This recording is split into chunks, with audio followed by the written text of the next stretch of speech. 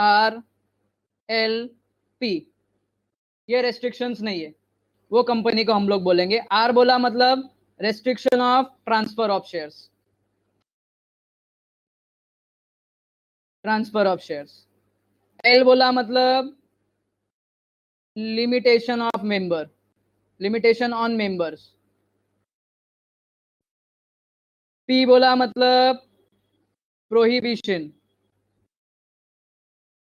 To invitation.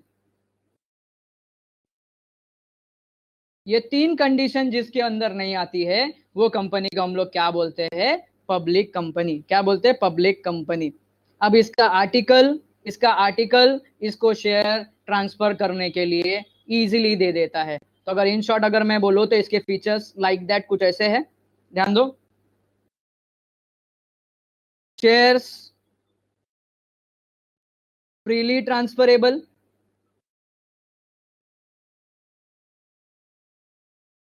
Shares freely transferable, no minimum paid up capital,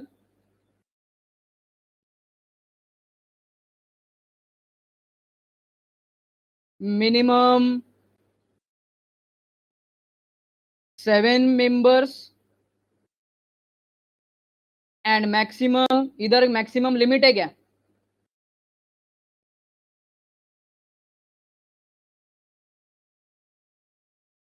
नहीं ना, तो maximum no limit, we can say that unlimited, unlimited member.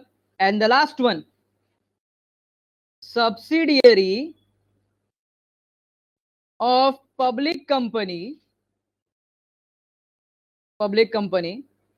is also deemed to be a public company, deemed to be a public company। Sir ये last वाला आपने क्या बोला? वापस से सुन लो। Subsidiary of public company is also deemed to be a public company. तो सबसे पहला अपने को समझना पड़ेगा what is the subsidiary company. तो यहाँ पे ध्यान दो। हाँ, इधर पे एक पॉइंट में ऊपर लिखने को भूल गया, ये पॉइंट या ये लिख देता हूं मैं इधर पे।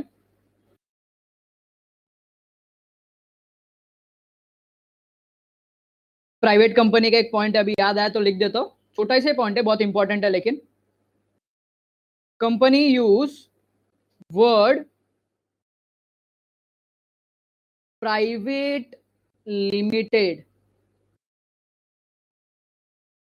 कंपनी अपने नाम में ये वर्ड यूज करेगा प्राइवेट लिमिटेड, शॉर्टकट में इसको ऐसे लिखते हैं लोग, प्राइवेट लिमिटेड। ध्यान दो बच्चों, जो कंपनी ने शॉर्टकट में पीवीटी लिमिटेड लिखा that means this company is private company. कौन सा कंपनी है? प्राइवेट कंपनी है। छोटा सा ही पॉइंट था बट बहुत इंपॉर्टेंट था। अभी सब्सिडरी ऑफ पब्लिक कंपनी, चलो यहाँ पे ध्यान दो। अभी फॉर एग्जाम्पल कोई कंपनी है, ये कंपनी है एबीसी लिमिटेड, और ये कंपनी है PQR private limited, PQR private limited. अभी एबीसी लिमिटेड ने पीक्यूआर प्राइवेट लिमिटेड के 51% शेयर्स में इन्वेस्ट किया है, 51% शेयर्स में इन्वेस्ट किया है।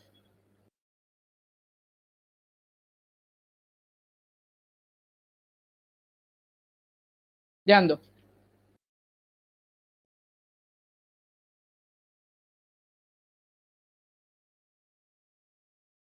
सॉरी इधर मैंने गलती से लिख दिया प्राइवेट कंपनी, पीक्यूआर लिमिटेड है।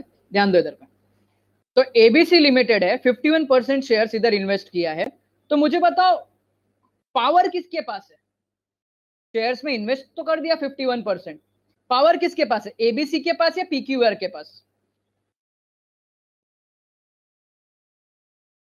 एबीसी के पास।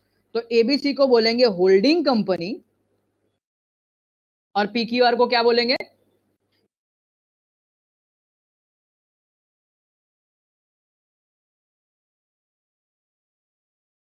पीक्यूआर को बोलेंगे सब्सिडियरी कंपनी। ये पॉइंट ध्यान में रखो। जिसके पास होल्डिंग है, जिसके पास होल्डिंग है वो होल्डिंग कंपनी है, एंड दूसरा कंपनी PQR लिमिटेड, वो सब्सिडरी कंपनी है। तो अब ये कंपनी को भी क्या बोलेंगे पता है? Public company. इसको भी क्या बोलेंगे? Public company. That was that point. Okay, तो private company and public company का डिफरेंस सबको मालूम पड़ गया। प्राइवेट कंपनी में 3 रेस्ट्रिक्शंस होते हैं। पहला रेस्ट्रिक्शंस क्या होता है? आर्टिकल ने रेस्ट्रिक्शन दिया हुआ, पहला क्या है? तो पहला रेस्ट्रिक्शन ये है, ट्रांसफर ऑफ शेयर्स को लेकर, shares can not be transfer. Second, number of members, maximum 200। Third, prohibition to any invitation, किसी को इनवाइट करने का। अब ये 3 कंडीशन जिस कंपनी का नहीं है, वो कंपनी का हम लोग क्या बोलेंगे? Public company. और ये कंपनी अपने नाम में यूज वर्ड ओनली लिमिटेड। क्या वर्ड यूज करते हैं? Only limited. ओनली लिमिटेड ये वर्ड यूज करते हैं, सिर्फ और सिर्फ। पीवीटी लिखा, पब्लिक लिमिटेड नहीं लिखते। पब्लिक लिमिटेड नहीं, खाली लिमिटेड लिखा मतलब कंपनी क्या है? अभी जैसे रिलायंस लिमिटेड है, रिलायंस का नाम ऐसा सुना क्या? रिलायंस पब्लिक लिमिटेड, ओनली सुना है रिलायंस लिमिटेड। तो ये कौन सी कंपनी है? Public company. कौन सी कंपनी है? Public company. तो ये खाली अपने नाम में क्या यूज करते हैं? तो ये नाम में ओनली लिमिटेड वर्ड यूज करते हैं। ओके, फिर अब आज के लेक्चर का जो सबसे मेन डिस्कशन है, जिसके ऊपर केस लॉ आ सकता है, that is one person company. One person company, जिसको प्यार से बोलेंगे ओपीसी। और मैं आगे सब जगह ओपीसी लिखने वाला है, और आपके यहाँ पे आपके बुक में या आपको कभी एग्जाम में आया तो ये ओपीसी करके वर्ड मेजॉरिटी टाइम आएगा। ओके, तो अभी ये इसको किसमें, इसका डेफिनेशन इसको लिखा है तो 262 में, 262 में। This type of company first time introduced in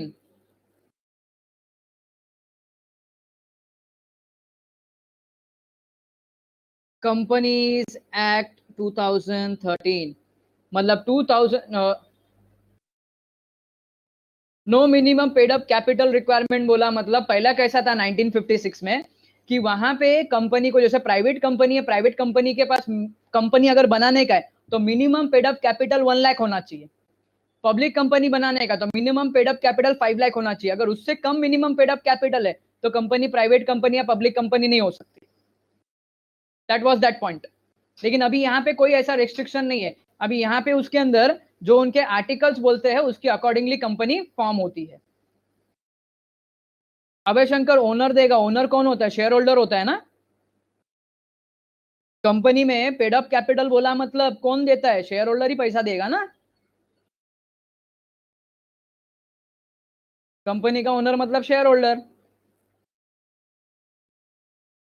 share holder के पास से उतना पैसा जमा नहीं हो गया, ये पॉइंट था वो टाइम पे। लेकिन अभी कोई भी मिनिमम पेड अप कैपिटल का कोई भी क्राइटेरिया रखा नहीं है। It is as per the prescribe, मतलब उनके जो आर्टिकल्स और मेमोरेंडम बोलेंगे उसके अकॉर्डिंगली होगा। तो first time introduced in companies act 2013, हम लोग ओपीसी पे है, 2 क्लॉज 62। अब इसने ये डेफिनेशन में सेक्शन 262 में क्या डिफाइन किया हुआ है? तो OPC, a company which has only one person as a member, one person as a member, company which has only one person as a member। तो यहां पे नंबर ऑफ मेंबर्स,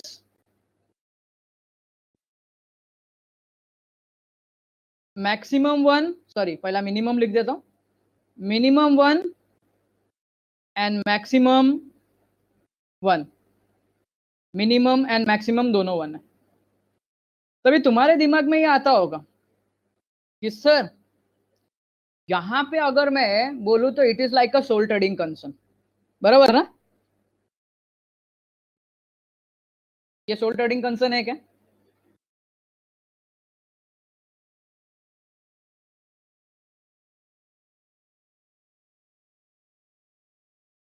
क्यों नहीं सोल ट्रेडिंग कंसर्न है? कोई मेरे को distinguish बताएगा क्या? कोई मेरे को इसके बीच का डिफरेंस बताएगा क्या?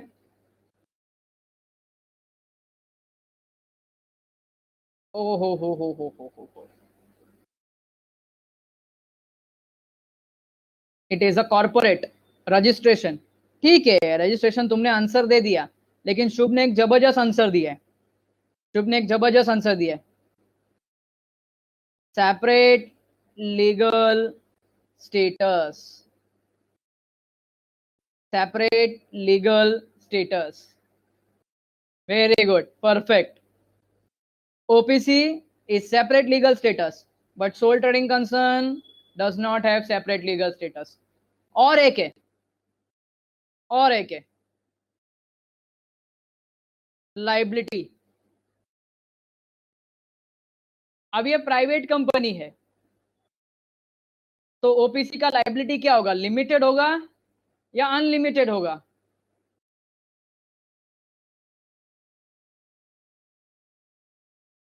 Very good. तो इसका लाइबिलिटी लिमिटेड है, और सोल ट्रेडिंग कंसर्न में तो तुमको तो पता है, ऑलवेज अनलिमिटेड।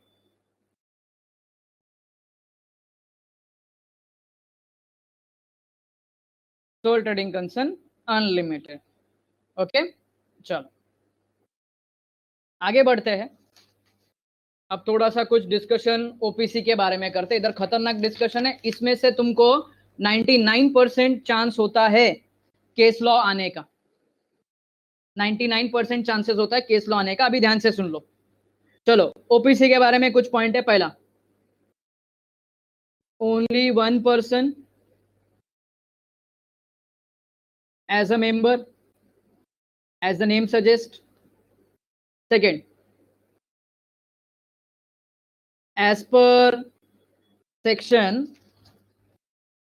3 सबसेक्शन बोलो 1 clause C, no limit on minimum paid up capital.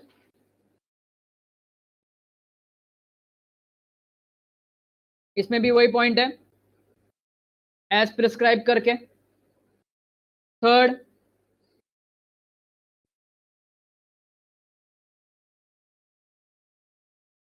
Memorandum.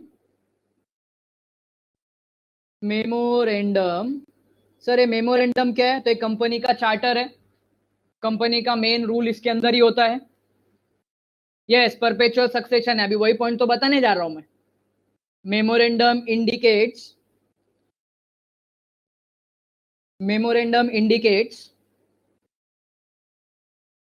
The name of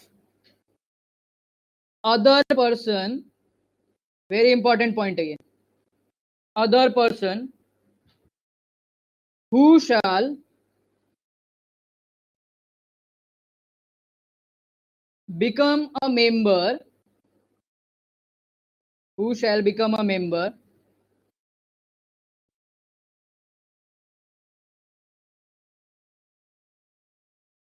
in the event of subscribers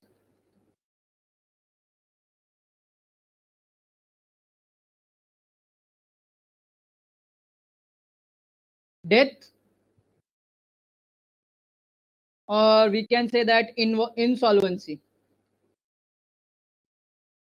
चलो यहाँ पे ध्यान दो, ये पॉइंट अभी बहुत इंपॉर्टेंट पॉइंट है कि जो मेमोरेंडम में किसका नाम होगा? अदर पर्सन का। जो क्या बनेगा?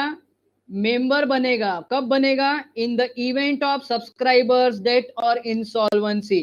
तो अब मुझे बताओ लेंस, परपेचुअल सक्सेशन है या नहीं है?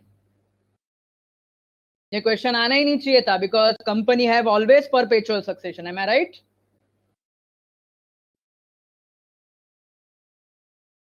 अरे ये पॉइंट समझा क्या बच्चों?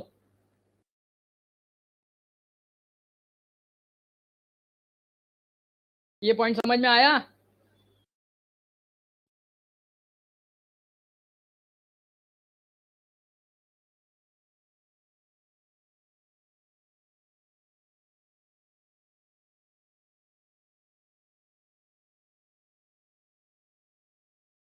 ओके,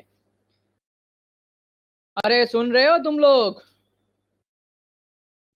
अरे बाबा, इंसॉल्वेंसी हो गई है तो दूसरा पर्सन बनेगा ना उधर पे।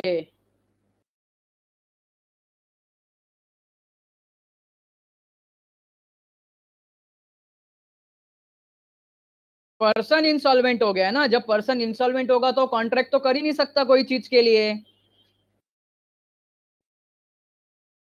इनकैपेसिटी ऑफ कॉन्ट्रैक्ट, ल्यूनेटिक हो गया, पागल हो गया है। तो दूसरा मेंबर क्या करेगा, कंपनी, दूसरा मेंबर क्या करेगा, मेंबरशिप टेक ओवर कर लेगा। अरे ये पॉइंट समझ में आ रहा है तुम लोग को? खाली कुछ लोग बोल रहे हैं यस यस, बाकी लोग? बहुत इंपॉर्टेंट पॉइंट है ये, इसके लिए इसको एकदम लास्ट में रखा आज के लेक्चर के लिए मैंने। ठीक है, चलो अभी हम लोग अदर मेंबर से रिलेटेड कुछ बात कर लेते हैं।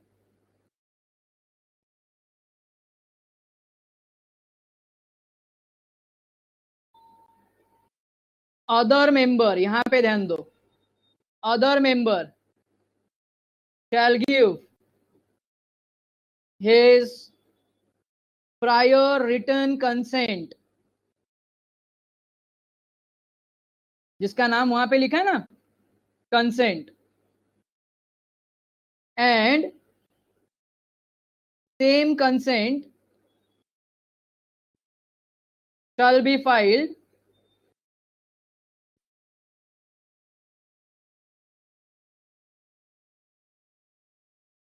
to ROC at the time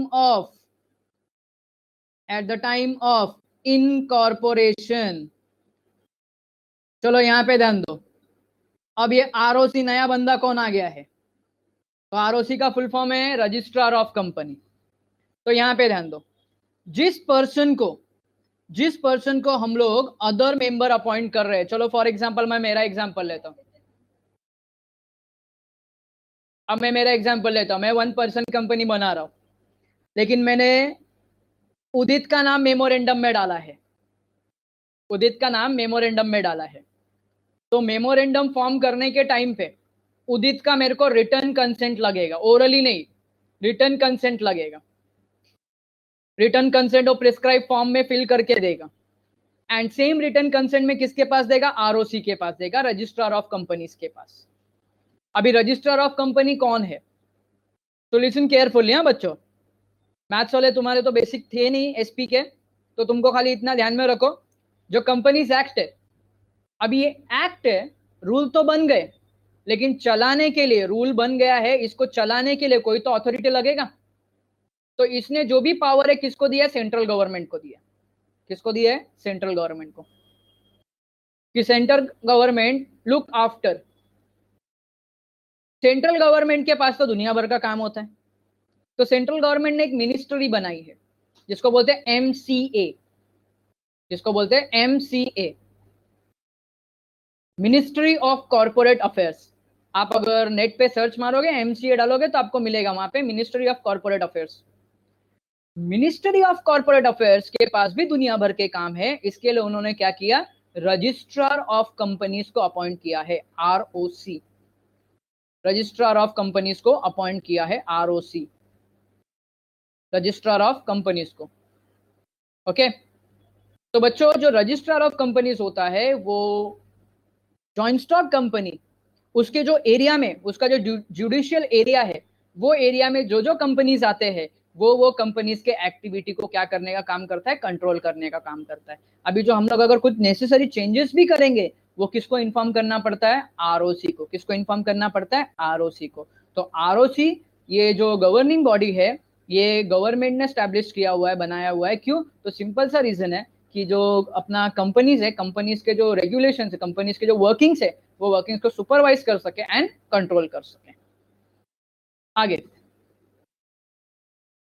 अब पॉइंट ऐसा है अदर पर्सन का, such person can withdraw his consent. अभी कल जाके उदित को लगा कि नहीं अभी विकास सर कुछ तो गड़बड़ कर रहे ले, विकास सर तो कुछ गड़बड़ कर रहे ले कंपनी में, आगे जाके मालूम पड़ा कुछ हुआ तो मेरा नाम आएगा, तो भाई अपन अपना नाम क्या कर सकता है, कौन से भी टाइम पे विड्रॉ कर सकता है, विड्रॉ कर सकता है। ओके, अब जब ये पावर अदर पर्सन को दिया है तो मेरे को भी दिया होगा ना पावर, मेरे को भी पावर दिया रहेगा, तो मे भी मेरे पास भी क्या पावर है, मेंबर, अदर मेंबर नहीं, मेंबर में at any time change the name of other person। देखो पहले एग्जांपल में क्या था कि वो खुद का नाम विड्रॉ कर रहा है, नाउ सेकंड के अंदर क्या है, मैं किसी को चेंज करा, अभी मेरे को लग रहा है कि ये देखो, अगर मैंने इसको पर्सन अपॉइंट किया अदर पर्सन, तो मेरा डेथ हो गया, मेरा डेथ हो गया तो अभी कंपनी का मेंबर कौन बनेगा, मैंने उदित को अपॉइंट किया तो कंपनी का मेंबर अभी कौन बनेगा बच्चों,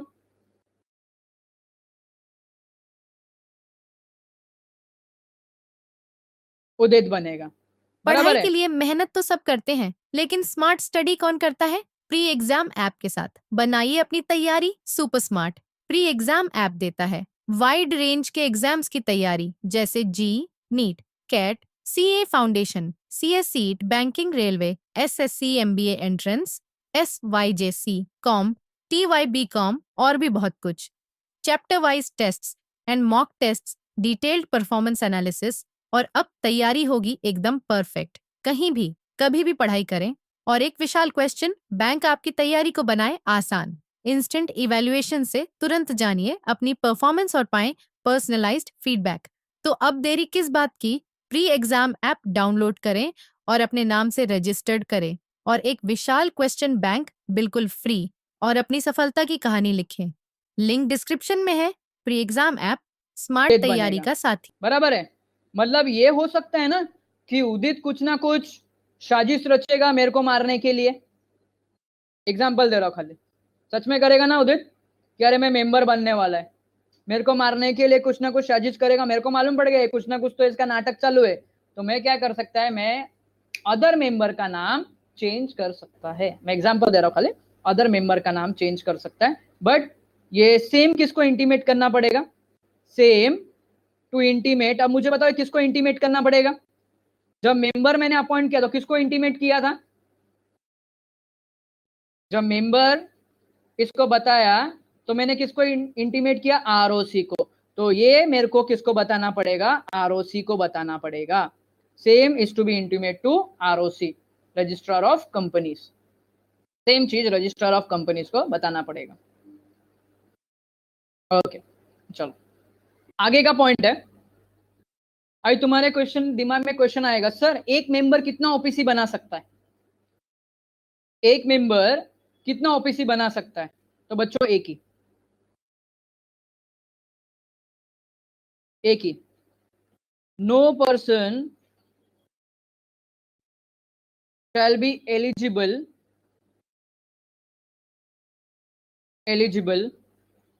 to incorporate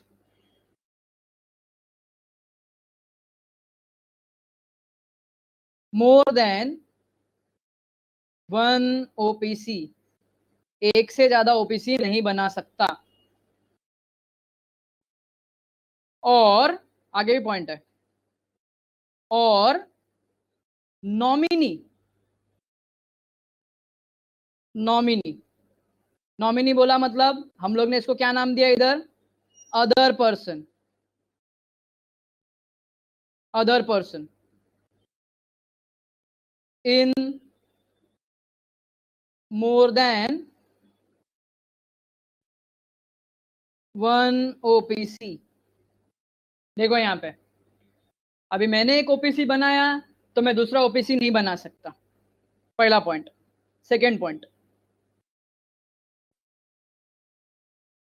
उदित ने मेरे कंपनी में एज अ नॉमिनी रजिस्टर हुआ है, तो उदित अभी कल जाके उसके बेस्ट फ्रेंड शुभ ने ओपीसी बनाया, तो उदित वहां पे नॉमिनी नहीं बन सकता, मतलब एक जगह पे लाइक अ पैन कार्ड का भी कुछ ऐसा सिस्टम है ना, एक ही बना है तो एक ही बनता है, वैसे यहाँ पे भी नॉमिनी एक ही जगह का बनेगा, सबका नॉमिनी नहीं बनेगा, अलग अलग नहीं बनेगा।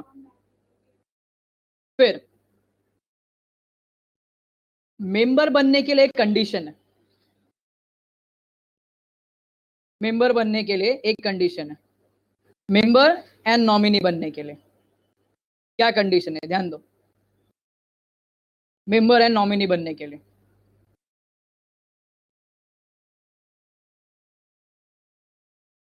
नेचुरल पर्सन, नेचुरल पर्सन बोला मतलब human being, not any company और एनी बॉडी कॉर्पोरेट, कोई नहीं, you natural person who is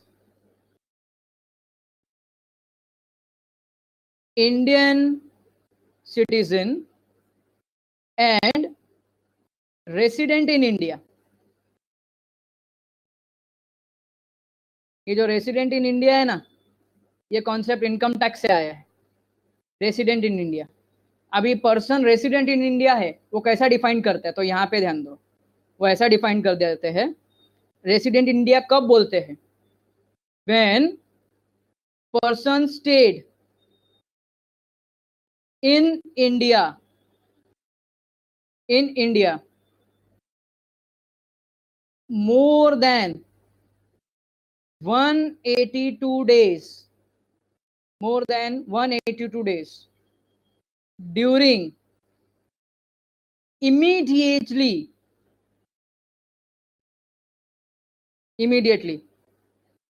preceding one calendar year।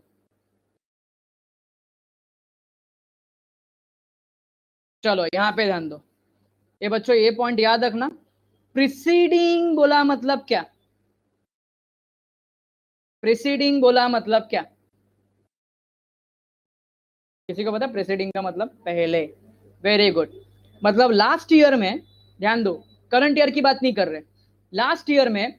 अब ये नॉमिनी और मेंबर कौन बन सकता है, तो जो पर्सन लास्ट ईयर में, जो पर्सन लास्ट ईयर में इंडिया में 182 डेज से ज्यादा रहा है, 180, और वो भी कौन, इंडियन सिटीजन, 182 डेज से ज्यादा रहा है, वो कंपनी फॉर्म कर सकता है।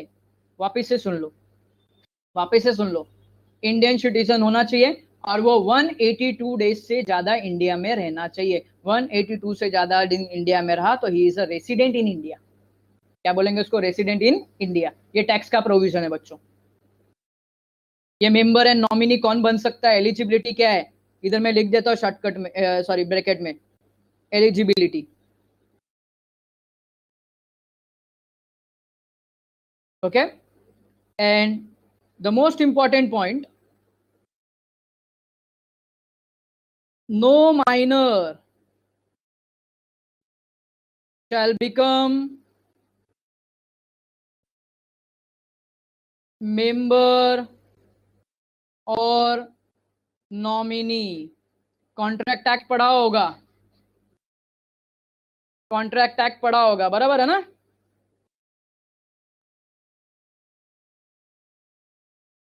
कॉन्ट्रैक्ट एक्ट में है ना, minor can not enter into any contract, बराबर ना, ऐसा ही कुछ है ना। ओके, तो सेम यहाँ पे भी, अभी ये जो ओपीसी या कंपनी है, तो कंपनी है, मेंबर्स एंड कंपनी के बीच में क्या होता है, तो कॉन्ट्रैक्ट ही होता है, तो minors can not enter into any contract. आगे चलो, नेक्स्ट पॉइंट है, company can not be incorporated as section 8 company, section 8 company. अभी थोड़ी देर पहले सेक्शन 8 कंपनी मैंने बताया था, ब्रीफ में बताया था मैंने। सेक्शन 8 कंपनी बोला मतलब company is created, establish for the purpose of promotion of art,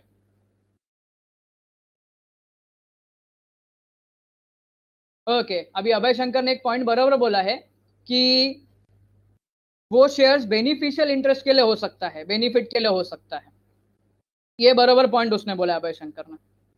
जैसे अभी कंपनी का कोई शेयर्स है, ध्यान से सुनो, माइनर शेयर परचेस नहीं कर सकता, लेकिन माइनर के नाम पे उसके पेरेंट्स परचेस कर सकते हैं।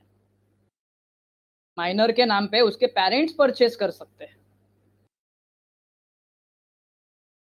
वो बेनिफिशियल इंटरेस्ट है। यस, वो परफेक्ट है। लेकिन अगर तुम बोलेंगे माइनर शेयर होल्ड करे, शेयर परचेस करेगा, तो नहीं, इट इज नॉट पॉसिबल। आगे, company can not be incorporated under section 8 company. Company can not be incorporated under section 8 company. Section 8 company बोला मतलब ये कंपनी प्रॉफिट मेकिंग के लिए नहीं होती है।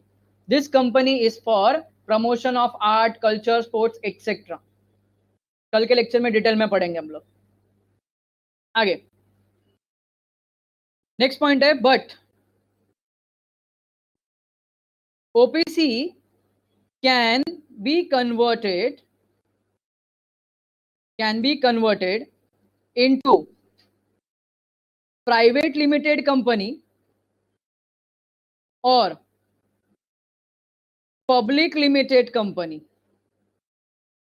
It can be converted into private limited company or public limited company in certain cases. Private limited company और public limited company in certain cases, जिसको हम लोग बोलेंगे कन्वर्जन। क्या बोलेंगे हम लोग? कन्वर्जन। तो अभी कन्वर्जन है ना, दो टाइप का कन्वर्जन होता है, यहां पे ध्यान दो।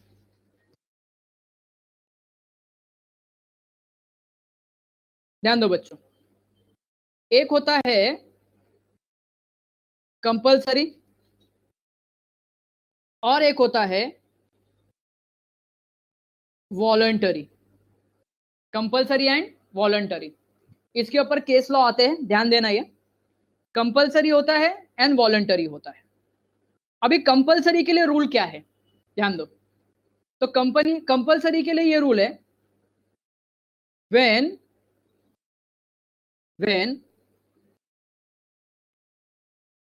Paid up capital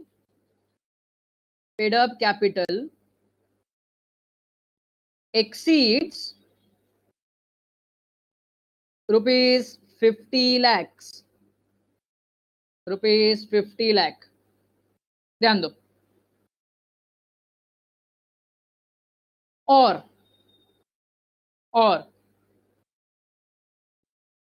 average annual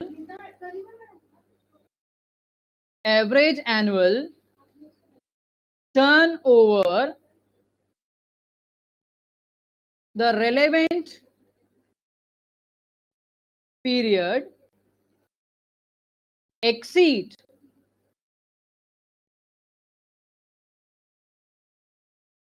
₹2 crores। अब यहां पे ध्यान दो बच्चों, अगर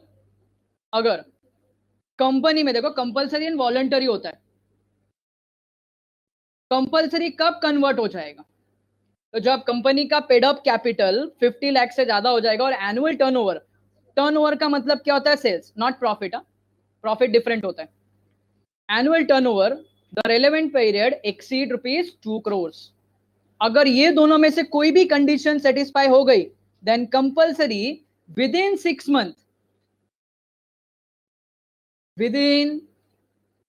मंथ कंपनी को क्या करना पड़ेगा? कन्वर्ट करना पड़ेगा, either in public limited company और private limited company, either in public limited company और प्राइवेट लिमिटेड कंपनी। लेकिन अभी इधर पे पॉइंट ऐसा है कि पब्लिक लिमिटेड कंपनी के लिए मिनिमम कितने मेंबर चाहिए? पब्लिक लिमिटेड कंपनी के लिए मिनिमम कितने मेंबर चाहिए? 7 मेंबर। मतलब मेंबर इंक्रीज करने पड़ेंगे। एंड प्राइवेट लिमिटेड के लिए कितने मेंबर चाहिए मिनिमम?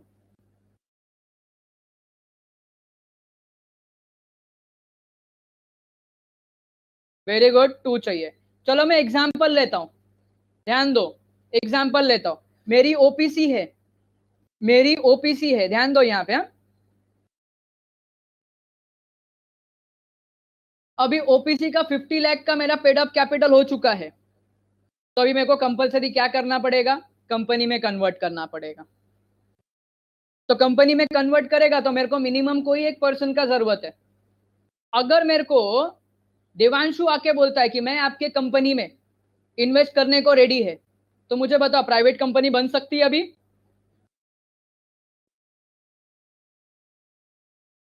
प्राइवेट कंपनी बन सकती है? मैं आपके शेयर्स में इन्वेस्ट करने को तैयार है आपके कंपनी में।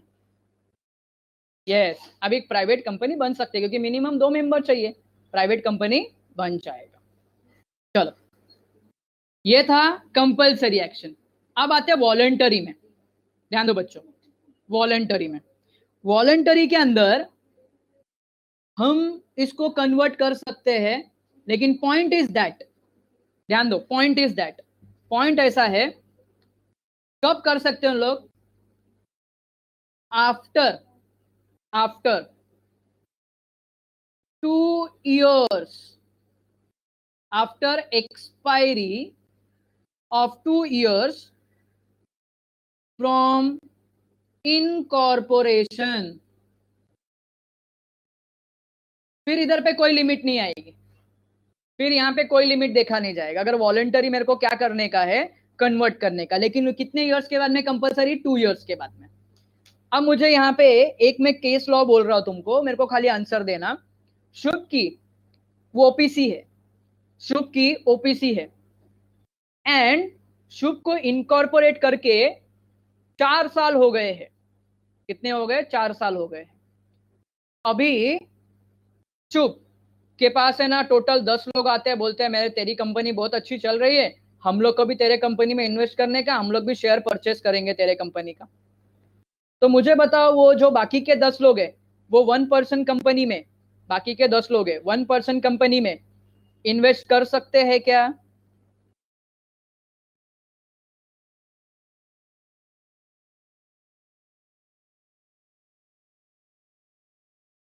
अभय शंकर, क्यों यस? आप लोग यस यस आंसर देंगे, लेकिन वो इन्वेस्ट कब कर सकते हैं? जब कंपनी कन्वर्जन में जाएगी तो।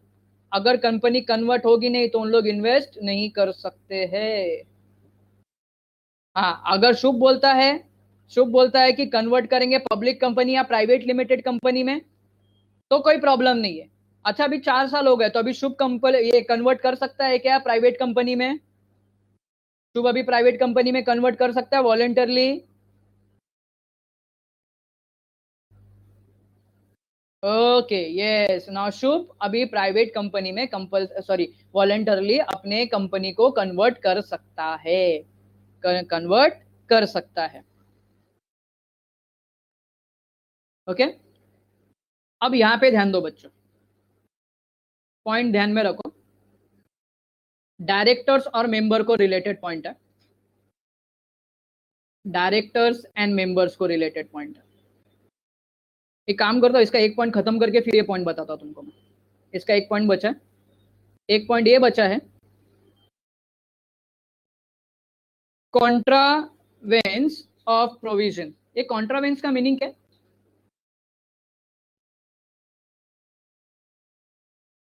कॉन्ट्रावेंस का ये क्या है, मीनिंग क्या है?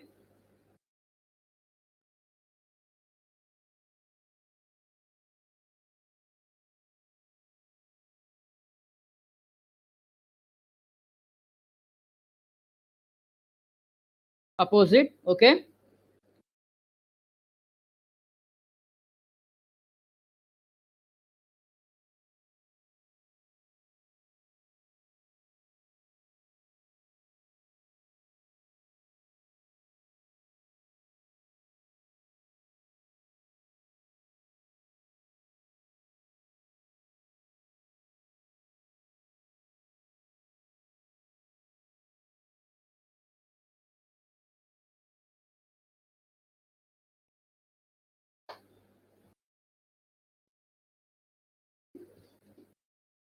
Break law, opposite, contradict, okay, unfollow, very good. चलो, तो अगर कोई भी प्रोविजन फॉलो नहीं किया है तो company and its officer punishable with the fine up to 10,000।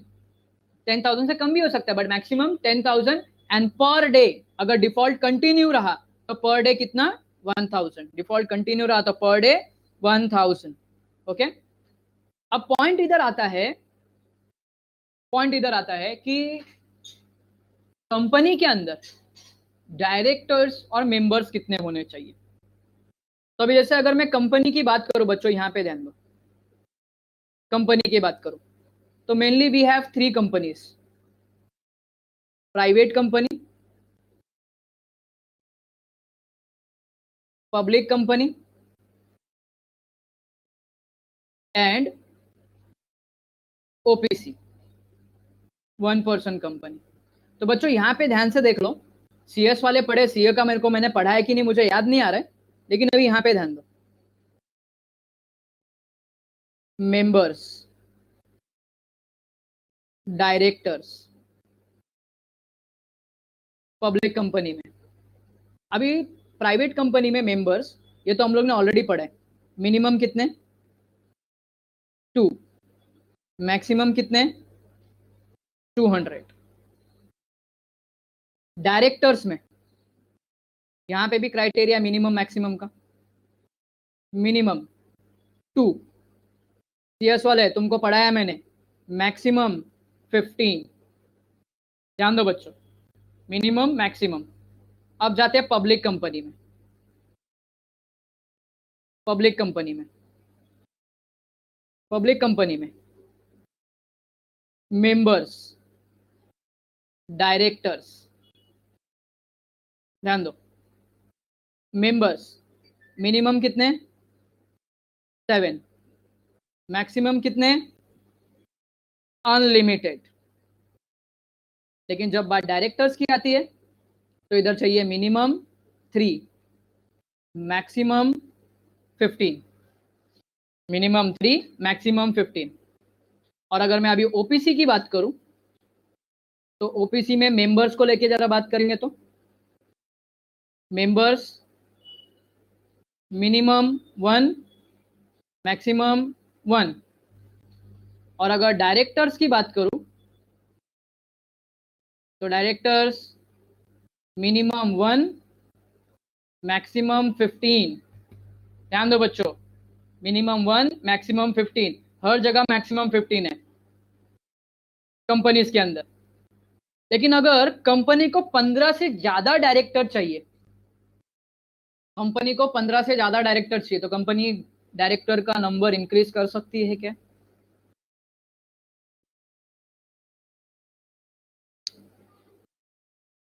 Clean, शांत, मेरे को जरा आंसर है ना ये सीए वालों के पास से आने दो।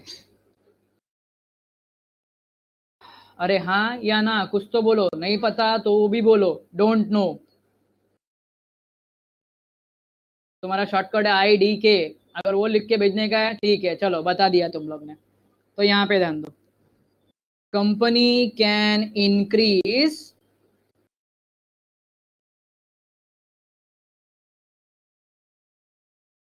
Number of directors by passing special resolution. अभी 15 के ऊपर अगर डायरेक्टर अपॉइंट करने का है तो कंपनी स्पेशल रिजोल्यूशन, एसआर लिखा है ना, मतलब एसआर मतलब क्या, special resolution, special resolution pass करके भी क्या कर सकती है, नंबर ऑफ डायरेक्टर इंक्रीज कर सकती है, नंबर ऑफ डायरेक्टर इंक्रीज कर सकती है, 15 के बियॉन्ड भी जा सकता है, कोई प्रॉब्लम नहीं है। तो अगर ओपीसी को कन्वर्ट करने का है तो ओपीसी को कन्वर्ट करने के लिए प्राइवेट कंपनी के लिए मिनिमम 2 चाहिए एंड पब्लिक कंपनी के लिए मिनिमम 7 चाहिए। डायरेक्टर्स मिनिमम 2 चाहिए, मैक्सिमम 3 चाहिए। ओके, तो यहां पे तुम्हारा नंबर ऑफ मेंबर्स को लेके कंप्लीट होता है। किसी को कोई डाउट है?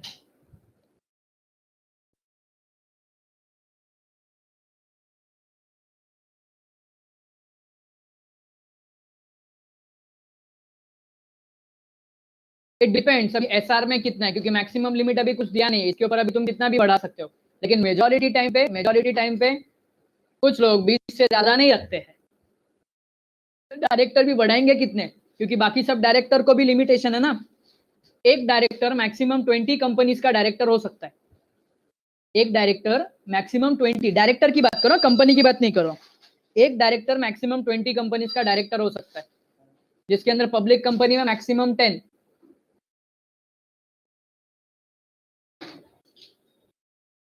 ओके, तो बच्चों इससे रिलेटेड कोई पॉइंट है, कोई डाउट है?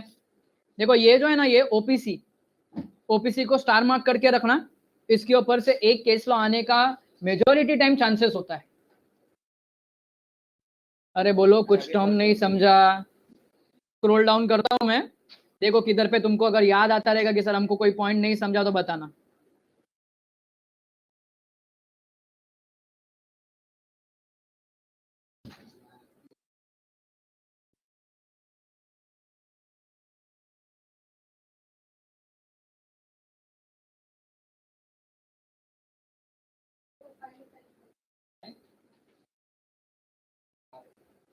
वो देख, अभी दोनों लोग बैठेंगे ना,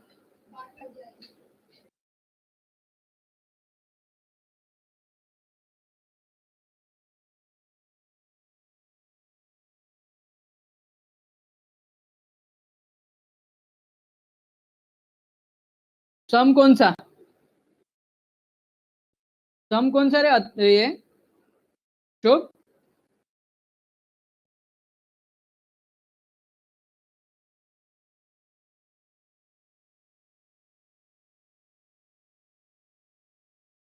अच्छा, हाँ हाँ हाँ हाँ, वो तुम लोग ने होमवर्क कर लिया?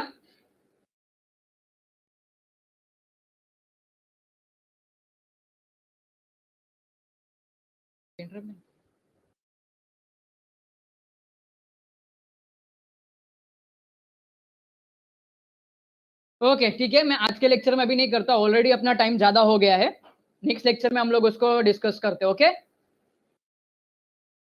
कल के लेक्चर में याद दिलाओ मेरे को, कल के लेक्चर में अपने को टाइम बचेगा तो हम लोग डिस्कस करते हैं।